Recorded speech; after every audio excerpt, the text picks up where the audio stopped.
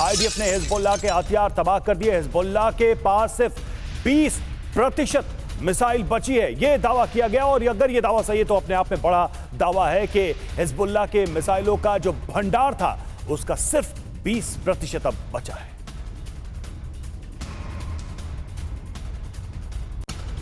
और ये इस आधार पर भी कहा जा रहा है क्योंकि लेबनान से इजराइल पर बड़े हमले को लेकर भी खबर है, जहां हिजबुल्लाह ने गलीली इलाके में अब रॉकेट दागे हैं। तो जिस तरीके से लगातार हिजबुल्लाह भी सीधे तौर पर इजराइल को टारगेट कर रहा है, उसी को देखते हुए फिलहाल ये बड़ी खबर सामने आई है कि लेबनान से इजराइल पर एक और हमले को अंजाम दिया गया है और ये हिजबुल्लाह ने गलीली इलाके में रॉकेट दागे हैं।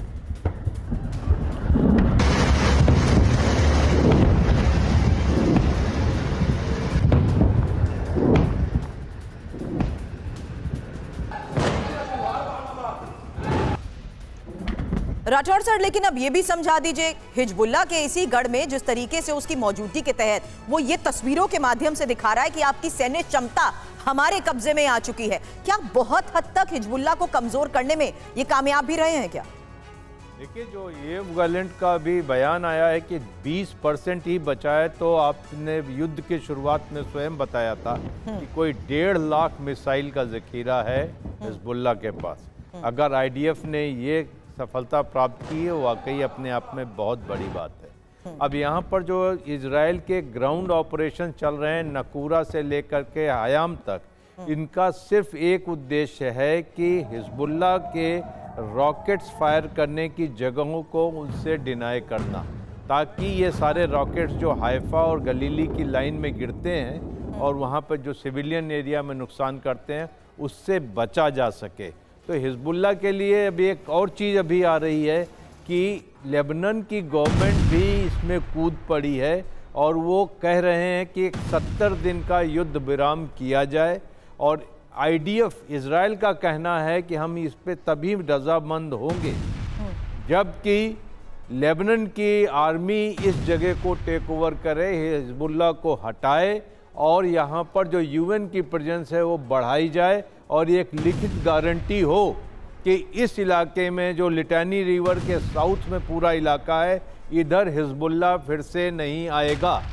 तो ये एक सिचुएशन वहाँ बन रही है। लेबनान की गवर्नमेंट चिंतित है जो हालात गाजा में हुए हैं, वेस्ट बैंक में वो जो तबाहियाँ हुई हैं, वो कहीं लेबनान में और ज़्यादा ना हो। बिल्कुल, तो एक तस्वीर, 2 जगह युद्ध विराम की भी बातें साथ साथ चल रही हैं। एक तस्वीर, एक पिक्चर, एक डिस्ट्रक्शन का एग्जाम्पल तो है ही लेबनान के सामने। और देखिए, हिजबुल्लाह के नए चीफ पर आईडीएफ की नजर है। बड़ी जानकारी आपको हम दे रहे हैं। इजराइल के रक्षा मंत्री योव गैलेंट का बयान आया, अस्थायी नियुक्ति ज्यादा दिन नहीं रहेंगे। हिजबुल्लाह के नए चीफ, ये गैलेंट ने कहा है, नईम कासिम को टारगेट कर सकता है इजराइल। और कल ही हिजबुल्लाह का नया चीफ बनाया गया है कासिम को। तो आप देखिए, सबसे बड़ा संकट हिजबुल्लाह के सामने लीडरशिप का है और सबसे बड़ा टारगेट इजराइल का हिजबुल्लाह के लीडरशिप को खत्म करना है। तो ऑपरेशन नईम कासिम, जी हां, इजराइल के टारगेट पर हिजबुल्लाह का नया चीफ है। खुद आईडीएफ की तरफ से यह बात कही गई है और नईम कासिम की लोकेशन ट्रेस कर रहा है मोसाद बड़े हमले के लिए।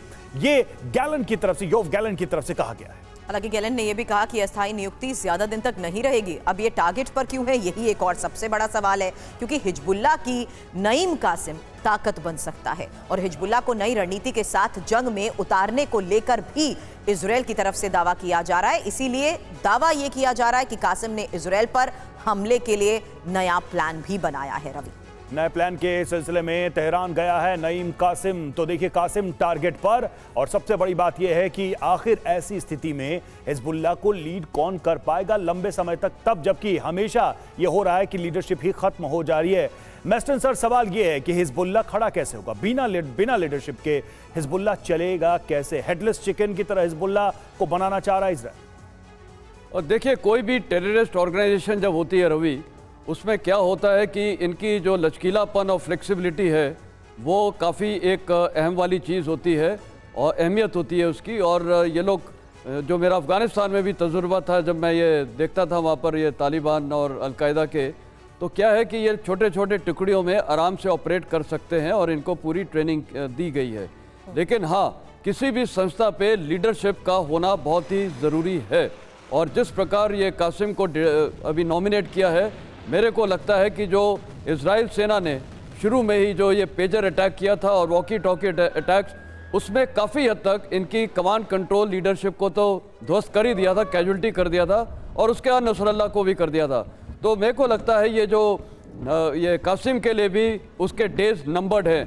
जिस प्रकार गैलेंट ने भी बोला, नियुक्ति जरूर हुई है, लेकिन ये थोड़े दिन के लिए मेरे ख्याल वो चीफ रहेगा, क्योंकि जब लीडरशिप को टारगेट किया जाता है तो जो लड़ने वाले कार्डर्स होते हैं उनके मोराल पे बहुत असर पड़ता है, थोड़ा डिसऑर्गेनाइज हो जाते हैं। क्षमता है उनकी लड़ने की, लेकिन उनको डायरेक्शन कौन देगा, करना क्या है, क्योंकि आखिर में कोई भी जब ऑर्गेनाइजेशन लड़ती है तो उसको एक डायरेक्शन देना बहुत ज़रूरी है।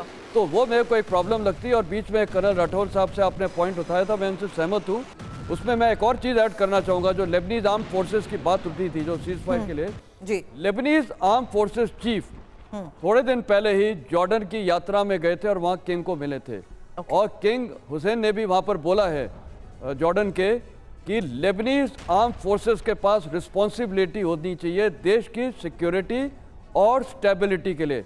तो साफ जाहिर है कि हो सकता है भविष्य में इंटरनेशनल प्रेशर अरब देशों से भी आ सकता है कि लेबनीज आर्म फोर्सेस को वहाँ कमांड ये मिलना चाहिए, हिजबुल्लाह को डिसआर्म होना चाहिए एज पर यूएन रेजोल्यूशन 1701।